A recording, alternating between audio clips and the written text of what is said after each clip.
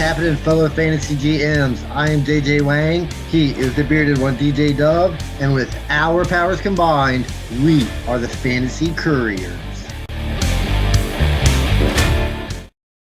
Well, JJ Wang, this is our last division breakdown. I've been called out. I've been making some goofs. I've not been on my game, so I got to get my tail in gear. Turns out Chuba Hubbard's not 22 years old, as I stated a few weeks ago.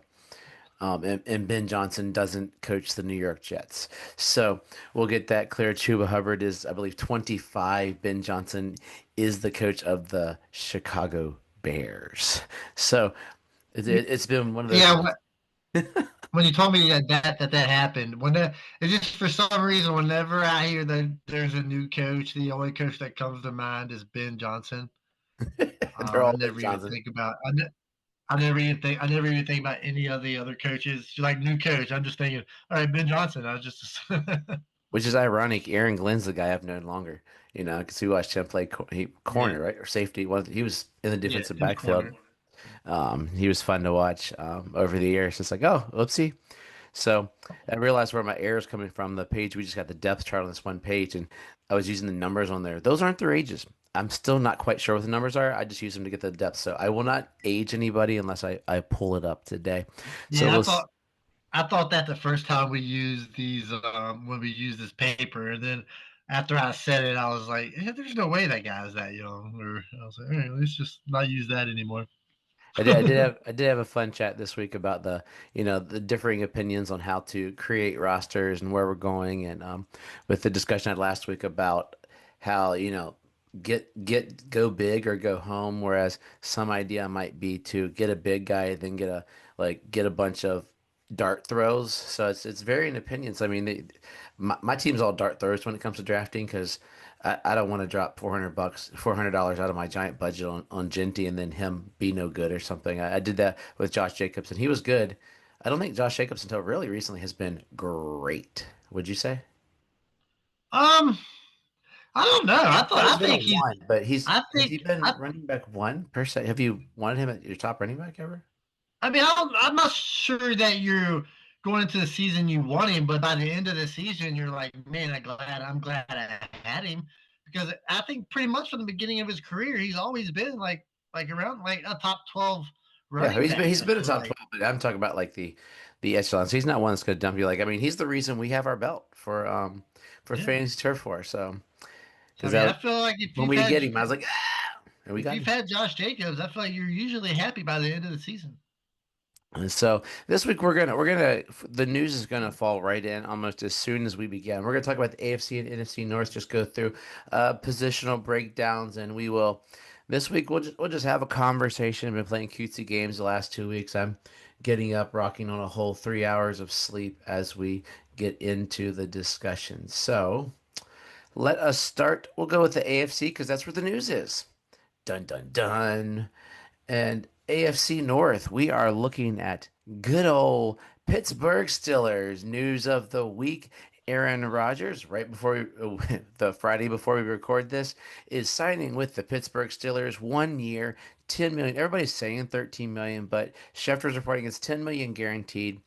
Um, it says worth 13 points. He's at 10 million guaranteed, maximum value of 19.5 with 5.8 worth of play time. So for me, I'm looking at 15.85 because he's got to play unless he like pulls his Achilles in the first 5 seconds of the game.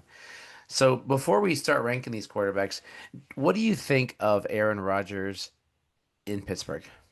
Honestly, I really try not to think of Aaron Rodgers, Me but too. but I mean, I think he's going to be an average quarterback. I'm not expecting anything outlandish. I think he might be around like number 20 quarterback. That offense really isn't going to be a passing machine. So I don't see him trying to throw for a lot of yards. So yeah, I just think it's going to be an average quarterback. Can I ask you an honest thought? This could really make some people mad, especially Aaron Rodgers. I'm sure he's listening. Yeah, he's like, dude, I gotta listen. I'm one of those 4 or 5 people. No, the Aaron Rodgers as the quarterback of the Steelers. Obviously, I mean, maybe. How much better are the Steelers with him than, say, Mason Rudolph, who's a system quarterback for Pittsburgh? It sounds ludicrous to say, but I just don't. No, I think they're way better than with Mason Rudolph. I mean, You think it's I that? think Like, how many games better would you say they are with Aaron Rodgers? I mean, it's tough because I mean the Steelers are always like a 8 or 9 win team.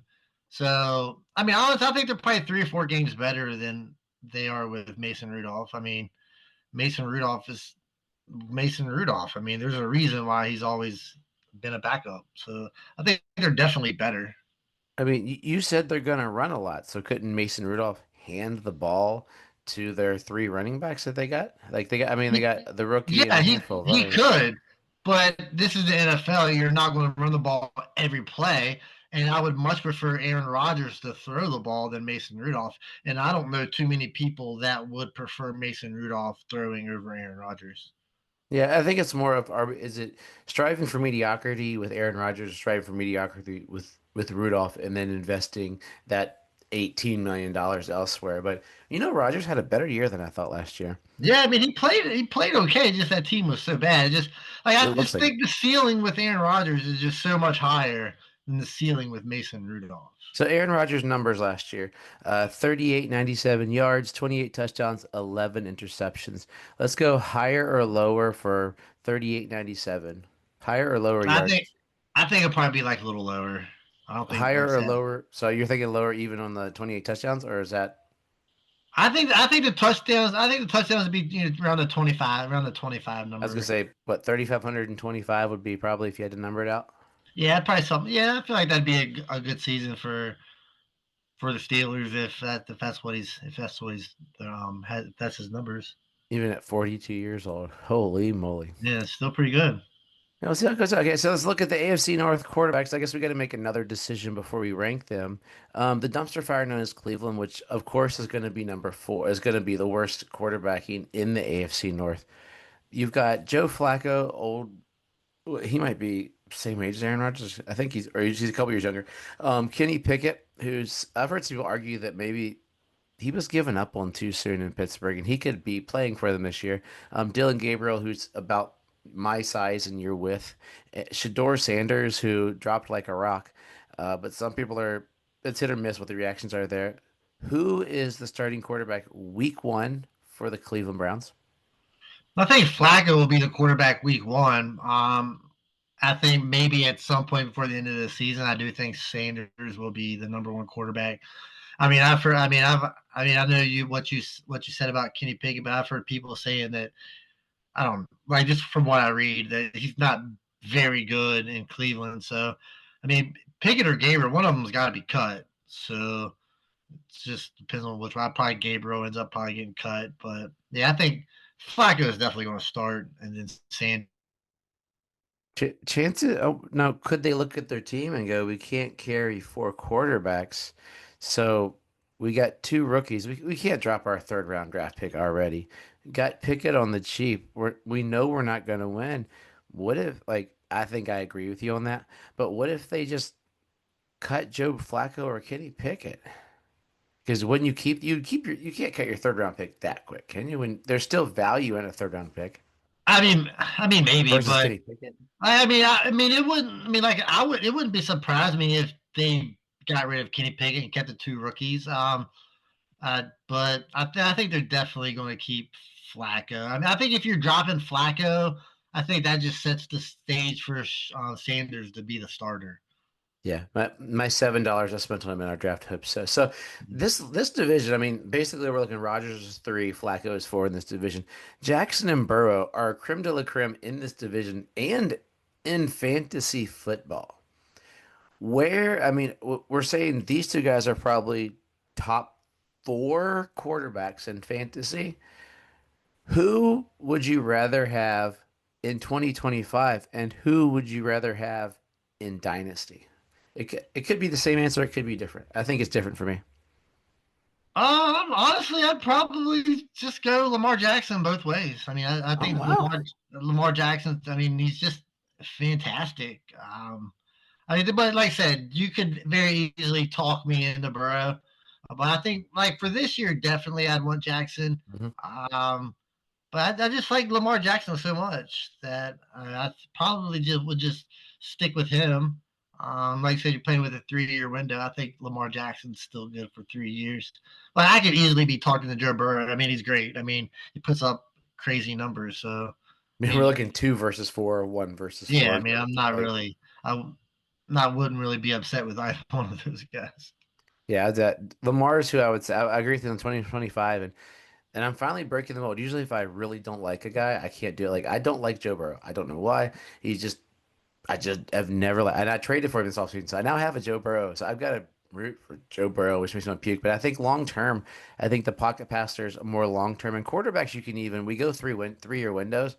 Quarterbacks you can almost look at a little longer. You go a little longer. Because even I would say they're the longest one you can look at.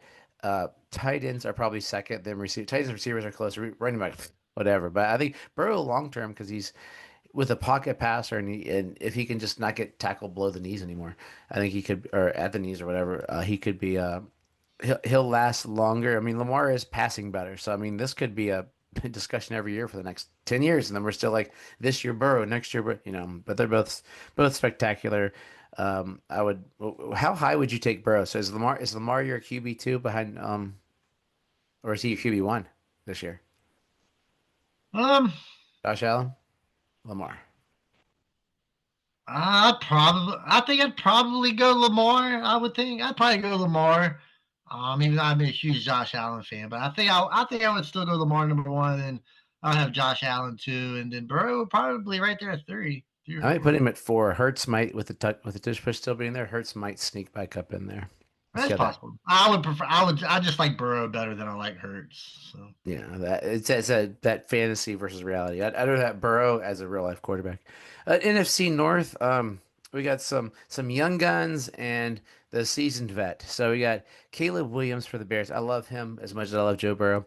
We got Jared Goff, but Joe Burrow's so much better. Jared Goff for the Lions, Jordan Love for the Packers, and J.J. McCarthy gonna get the start for the Minnesota Vikings.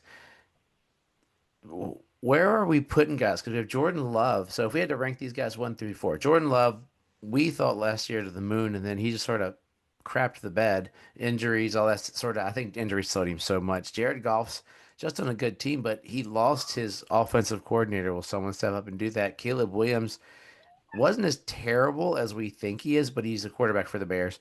And JJ McCarthy, God only knows, but if you're throwing to Jay Jetta, you should have a good year, and that system made Sam Darnold look like Brett Favre. So, where do you throw these guys? I'm gonna have Caleb Williams number one. I mean, I like What? Caleb We're Williams. going dynasty or real or this year? Oh, either one. I think Caleb Williams is bound that. I think he's gonna have a great The guy year. that plays for the Bears. So I mean, so I mean, Oh my gosh. not I'm not holding the team that team against him. I mean, teams change from year to year, so I can't just because he's the Bear. I mean, I feel the same way for the Browns if I really like their quarterback. So I think Caleb Williams is one. I think it's a toss up between Goff and Love. Love really disappointed me, so I'm coming down off that train a little bit. Love disappointed me. And then Goff losing his offensive coordinator. I think that's gonna hurt a little bit. I think McCarthy's going to surprise some people. Mhm. So I mean, honestly, I'm going to go Caleb Williams one, McCarthy two, and then Goff and Love. You can just pick whichever. Wow. I like that we're going to be so like I think the thing is dynasty versus this year. Like this year, I still got to go with good old golf. I mean, all he's done since he's been in Detroit, after the first year when he only played 14 games, is throw for 4,400, 4,500, 4,600. It was Ben Johnson, but last time I checked, he's still throwing to Amon Ra. He's still got Sam Laporta. He's still got all the weapons. So for this year, like not long term, because I mean, what did he was born in 94, so he's 30. So I mean, we still got 5. I mean, he's still gonna be a Lion in 5 years as long as he stays healthy. But like right now, I got Jared Goff one just because of all of those weapons. Then I think the rest of them you put in a hat. I mean, I think it's Love or Williams too, and I'll just go with the Williams has so many. Those two I could twist, and I'll go with Love just so I could be cantankerous and different and prove how much I hate Caleb Williams, and then to be Caleb Williams and JJ. Like I agree with you. Like JJ McCarthy, there's a chance J.G. McCarthy is the best quarterback in the division. There's a chance J.G. McCarthy's out of the league in 2 years. I wasn't a fan coming in, but I saw that he could end up like that classic Philadelphia system. We'll see what he does when he's got Addison, he's got Jay Jetta, he's got Aaron Jones out of the backfield, he's got T.J. Hawkinson. I mean, it is him and Caleb Williams. I mean, both those guys, if they get out of their own ways and play within their system, both of those guys do have the opportunity to do exactly what you said. And it wouldn't surprise because I think the line in this division of of quarterbacks is probably razor thin. When you say, Oh yeah, I mean all these guys are really really good. I mean if I had like I said, love would be four if I was doing it. But yeah, I mean it's thin between these guys. let's look at the AFC North's running backs. I mean, there is a king of this division, unless you think Derrick Henry's going to drop off this year. You're a moron if you do. Moron. Good. So how high? We're doing redraft. Which is he? Are you brave enough to have him above Saquon or have him below? Like, how high is he? There's Saquon, there's Gibbs, there's Bijan, and then should Henry be in that discussion? Absolutely. I mean, what has Henry done to not be in that discussion? I mean, I'd rather have he him. keeps getting older and older, but he's still rushing for 1,700 yards, and that offense isn't going to change. He's still going to be the man in the backfield. So, what would not make think you should put Derrick Henry? Hasn't he earned Oh, that I'm with right you. to I'm gonna be? agree with you. We're Yeah. gonna agree on this one. Like, I'm gonna like to be honest. I think you go with the young guns almost, and then like I'm still torn on how I'm gonna rank guys this year. I do my rankings because Saquon can't be that good this year, so he's going to be drafted RB1, probably player one, two, or three, depending if you go receiver or him. But what Derrick Henry versus Saquon? Give me a percentage that one is better than the other. So 60-40 Saquon better than Henry, 60-40 Henry better or whatever. Who will finish higher and what percentage confidence do you have in that? I think Derrick Henry is going to finish higher. I'm pretty confident. Saquon touched the ball a lot last year, and if you go back and look in the history, whenever somebody touches the ball as much as Saquon did, that next year is usually I'm gonna say usually, but can go pretty badly. Um, but Derrick Henry's just an exception to the rule. I feel like you can hand the ball to that guy as much as possible, and nothing changes. He keeps getting stronger. It's not fair to be He's a that freaking awesome of a cyborg. human being. Is he what Adrian Peterson would have been if he didn't spank his kid with a rod? Like if you think about it, like that's when Adrian Peterson fell off the cliffs when he got in trouble. And then he came off an ACL in 2008, but Henry's just been consistently what we thought, what probably a decade ago, we probably had this conversation, we would have had this conversation about Adrian Peterson just being a cyborg. Like he's never going to stop. I mean, he did play into his 30s and he wasn't the man. He was what I think Derrick Henry's going to be in a couple of years. Still solid, like a fantasy probably could sneak into two, probably three for teams, but I think it's intriguing. So then the next tier is Chase Brown, are Caleb Johnson, Jalen Warren. We're not. They're going to fall within competing. That it's got to be Chase Brown, then the Steelers and the Browns, whoever the heck they play, right? I mean, it's good. Quinshon Judkins. You're looking at the Browns. Quinshon Judkins. They have Ford listed one. He's not one.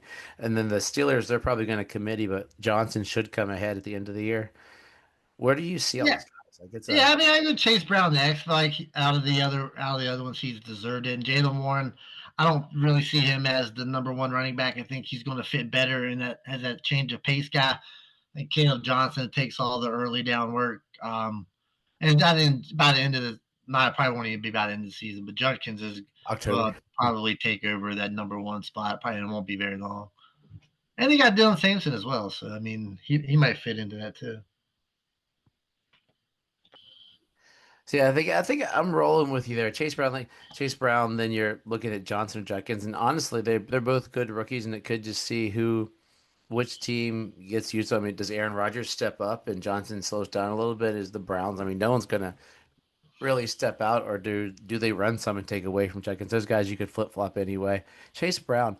Is he? I mean, after he was pretty stinking consistent last year. Is he an RB1 this year to be drafted RB1? I don't know if you can draft him as RB1. That's a risky move. Um, I mean, I would feel awesome like getting him as my RB2 and having finishing as the RB1. I would feel more confident in that. But I would have a hard time drafting him as my RB1. Yeah, it's an intriguing one. Now, the AFC North poses sort of a some intriguing things going on here. Like realistically, there are five, maybe six guys that would be that might get some start on guys' rosters. No, guys, you're not going to draft all six of these to be your RB1, but guys that at some point this year I could see getting some touches. So we're looking at starters here for the Bears. DeAndre Swift, although they aren't really touting him as their hero, but he's going to be the starter for them. The Lions, this is the two-headed monster of Gibbs and Montgomery, and both of them, there's a feasible chance both of these guys could be RB1 if it's played like it has, or one of like Gibbs be the top, and then Montgomery could. I mean, hasn't he been like eight? Haven't they been within the top 12 together? I believe they have.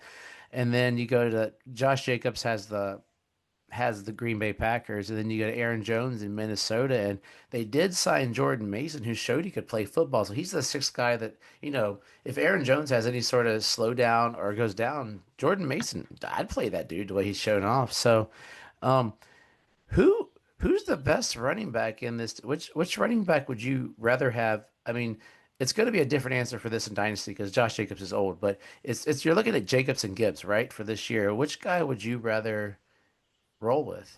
I would think I would go with. I think I'll still go with Gibbs as my number one, and then Jacobs as my number two. I think Gibbs is just I don't know, he's just more of an exciting player. I'd rather have him on my team.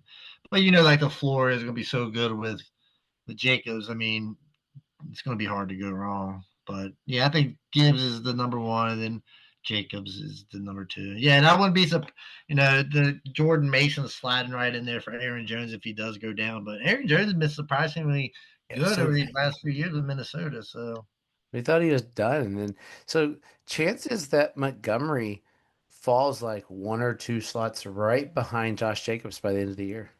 I think there could be a bigger gap than that. Josh Jacobs is going to get more of a workload than Montgomery is. Mhm. I'm just more confident that Jacobs' workload is just going to be better. So yeah, I would go Jacobs. I don't want to say way better, but pretty significantly better. I'm intrigued as a dynasty owner of the guy Kyle Monangai from the Bears. Could or Russia? I mean, they didn't loudly endorse Swift, but he's a rookie that could get some play. We'll see how it pans out when we go. But yeah, there's some studs and duds there. Let's look at the wide receiver position. This is a studs and just a pile of poop. So studs, Jamar Chase, T. Higgins, studs for the Bengals. Stud up. He's a human stud. Football, he should be a stud. DK Metcalf for the Steelers, and it's a hot mess express. Then you go to Cleveland. Jerry Judy had a great year, and then there's just some other people. Deontay Johnson's there. Then you go to Baltimore. They have D Hop, they have Bateman, they have Flowers. Jamar Chase is creme de la creme. I don't think there's much discussion really on that. Would you rather have T. Higgins or DK Metcalf? I think I'd rather have T. Higgins. Yeah, I'm with you. Okay, so we're looking. How about DK Metcalf or Jerry Judy after his coming out year? We know you love some Jerry Judy. I do like some Jerry. That's a tough one. I mean, I really like DK Metcalf too, but like I said, I mean, I feel like DK Metcalf's just a one trick pony. And I mean, honestly, with Jerry Judy, I mean, I guess with Flacco thrown to him, I'm still confident. I think Jerry Judy can be. I think I'll pick Jerry Judy. So you're a believer that last year was his coming out party? I think so. I hope so. Yeah, those two guys that split hairs, now would just go with DK just because if I got to stand by Aaron Rodgers getting 3,500 yards, I'm looking at Robert Woods, Calvin Austin, Scotty Miller, Roman Wilson, Ben Skowronek, and a bunch of other Jags. Um, dude, DK better get 1,200 yards on that team, and that's I where I mean, gotta go. I've been waiting for DK Metcalf to blow up for a long time, and he's just never really blown He up. had that game. So, Remember that game where he had a gajillion yards and oh, cool. four I mean, touchdowns? yeah, I'm not saying he doesn't blow up a game. I'm not saying that. Yeah. But I'm talking like overall. I mean, I thought this guy was going to be like AJ Brown type. That's who I thought he was going to be. Well, But that's because they're on the same team. well, that's what I'm saying. I thought Metcalf was going to be the guy instead of AJ Brown, but it's turned out the other way. I've been Uh, a little disappointed in Metcalf, and I think this could possibly be like one of his worst seasons. I feel like. I hope so because that means Aaron Rodgers sucks. Now would be splendiferous. Uh, if you have to own a Ravens receiver because you're in. You that's what's on the board, and you're like you got Zay Flowers. I mean, that's a dumb question. You're going Zay Flowers, right? Is Zay Flowers the fourth best guy in this division? I I mean, mean, maybe here's the I names: guess. I don't know. Hopkins, I Bateman, mean, yeah, I mean, I Tillman, get, but I mean, Trask. Bateman's fine. Flowers is fine. I mean, I feel He's like got they're money. Bateman just got paid. well, I feel like they're okay. But yeah, I think those two guys would be my next go tos. Yeah, it's a hot mess express looking there. You got young Cedric Tillman in there, and Tillman third year, I believe, Thrash in second year, and then if another Steelers receiver has to step, is it possible that Calvin Austin makes this weird leap that we thought he might make? Well, I mean, it's possible, but I don't think it's going to Roman happen. Wilson in his second year, like Yeah, who they? yeah, it's all possible. Sure. I mean, I would think Berman Wilson before Calvin Austin, but yeah, I mean, it's possible. But I don't know that Is whole that why situation. they're after? Is that why they're after John Smith? They'll just run like four tight ends. Yeah, I mean, sure, that's where I'd go. I don't know. That's tongue in cheek, but let's go to the NFC North. It's got a got two studs, and then some good twos, and then so it's these two divisions are very similar to that. So you got Amon Ra and Justin Jefferson. How close were these guys? Rookie receiver J.A.G.s is really good, but Amon Ra's been so good. Yeah, I mean, both top five guys. So I mean, it's obviously going to be close. I mean, if you tell me I'm getting a top five receiver, then sure, it wouldn't really matter if it was Amon Ra or Jefferson. But I think Jefferson has the possibility of finishing number one. I don't think Amon Ra can. I think Amon Ra could. If I had to draft him, I'll probably end up with Amon Ra before. I mean, they're both first round picks. Doesn't really matter as you're looking in there. So they're both studs. I think there's a world where Amon Ra could finish higher because the Oh golf yeah, I'm not reasons saying are there's not a because of the world he golf, can and finish then he higher. could be number one. Amon Ra can finish number three, and Jefferson can finish four. But I don't know. I just don't know if Amon Ra's number one, like a number one overall type guy. I mean, I could be wrong. And these are good. And the rest of we have a bunch of wide They all receiver two, suck. probably threes going. I mean, you got Roma Dunze, you got Jamison Williams, who really had a coming out party last year, and you got Jordan Addison. Any of those guys intrigue you any at all? I mean, I think Roman Dude's I see intrigued Rome, because they yeah. don't know what he can do. I mean, he didn't really get a whole lot of Oh, opportunity. DJ Moore too. I see DJ. We kind of know what DJ Moore is. I mean, so DJ Moore is going to have a DJ Moore year. I mean, Adunze was a top 10 pick, so they're gonna slide him into that offense to make sure he's being used. James Williams, I mean, good down the field threat. I don't know if he can be any more than like that boomer bust guy. I feel like he's going to need like those long touchdowns to be an every week guy, and those just don't come every week. So I mean, that's what's kind of you're going to have to fight on a weekly basis with Jameson Williams. How about Jordan Addison? Any interest, or do you think it's I mean, there's interest. I mean, I would definitely. I mean, I think that offense is they're still going to throw the ball. I mean, so yeah. I mean, but I just can't be. I don't just he's not going to be like an every week starter. So until he proves that he can be, I mean, he's had good games, but I mean, he's kind of like the wide receiver three flex type guy. yeah? You have to start a Packers receiver. Romeo Dobbs, Matthew Golden, Jaden Reed, Savion Williams, Christian Watson's out for a while, did Tavian Wicks, and then McCole Hardman plays for them. Can you believe that? And a bunch of just yuck. Which I mean, it's down to pretty much the top three guys, but you got to play one of those guys. I don't think any of them are going to be super consistent. Who are you playing? I mean, I'll go Jaden Reed for the time being because I mean I'm not confident in Romeo Dubs. I mean, he'll have a game here and there. So I think just for argument's sake, Reed because he's done the most out of all these guys. So Yeah, it's not good.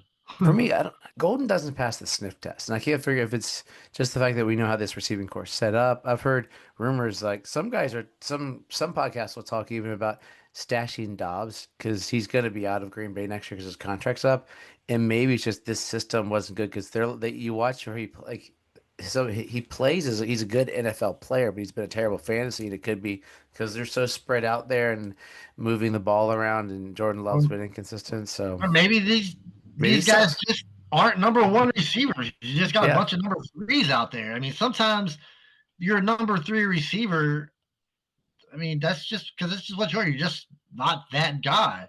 I mean, honestly, I don't think any of these guys are that guy. They got a bunch of number three receivers out there. So yeah. It's the one guy I would love to see Williams step up and take over instead of Golden since he was drafted a couple rounds later. You can get him for barely peanuts in rookie drafts. So if you got a into the bench giant bench guy, I would throw a dart throw on him. So let's go to the best position in football. And AFC North's got some decent players that could fit in there and could be some more coming in. So we got Mark Andrews, Lamar Jackson's boy. You got Gesicki, who finally, well, he played good for the Dolphins 1 year, but otherwise he's been kind of poo. But he had sort of a coming out party for the Bengals. But they're just so locked and loaded in their pass catchers.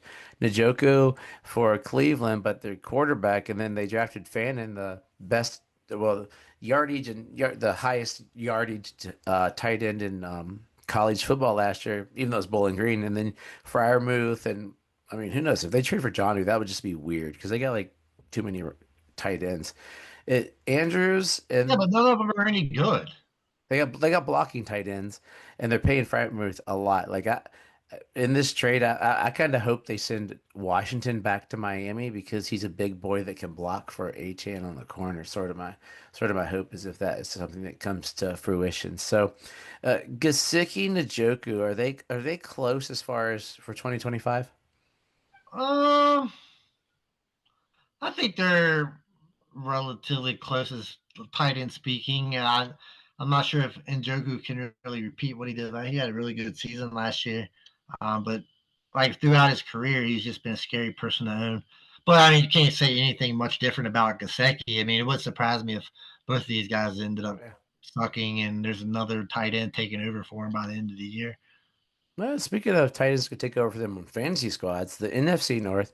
There's four tight ends here that might be the guy you draft, possibly. If you go with the youngster, Colston Loveland in Chicago, we talked about him a little bit recently, and he's the one that scares me all. You got Sam Laporta, he was the Jesus of tight ends last year, and then he had last year, which was disappointing as crap. And then Tucker Kraft, who's sort of somehow keeps playing for him, even with the way that team plays. And then TJ Hawkinson, who's TJ Hawkinson's got paid. And how are you feeling about these guys? These guys can Laporta rebound? Is Hawkinson a tight end? Well, I guess he would be because tight ends suck. Where do you feel with these four guys? I mean, I want to like them, but I'm not confident really in any of them. I guess I feel like if I'm the most confident in Laporta, but I mean it's been one great year and then one subpar year.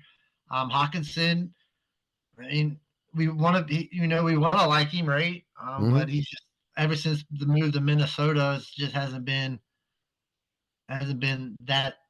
it. So I think he could rebound. I mean he's gonna be like I think he could be their number two option. Yeah, Um, I think so too.